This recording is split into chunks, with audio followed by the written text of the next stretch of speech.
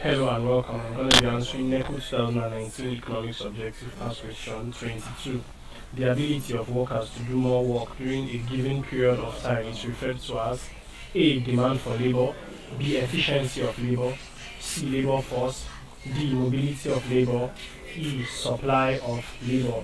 So we're looking at these concepts as it relates to ability of workers to perform labor or ability to perform labor. So in order to answer this question, we look at each of the options, the concepts captured by each of the options, and we would see which one best describes the question given to us. So option A, which is demand for labor, is basically the number of labor hours that the employer is willing to hire. So this is demand for labor. Then for efficiency of labor, it refers to the productive capacity of a worker to do more or better work, or both,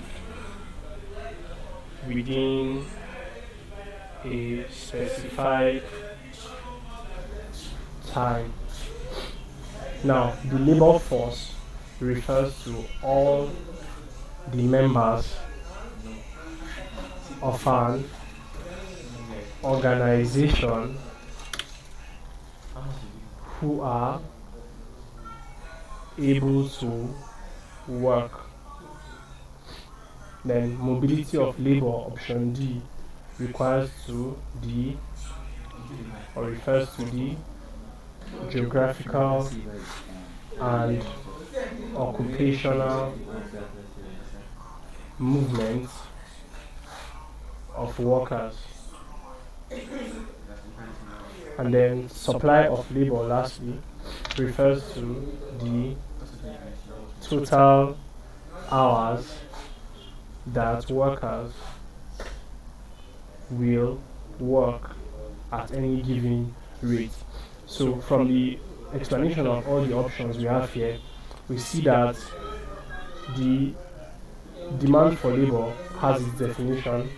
Efficiency refers to the production capacity of a worker to do more or better work, or both, within a specified time. So you can see that this definition, or the explanation of efficiency of labor, captures the essence of ability to do work within a specified or given period of time.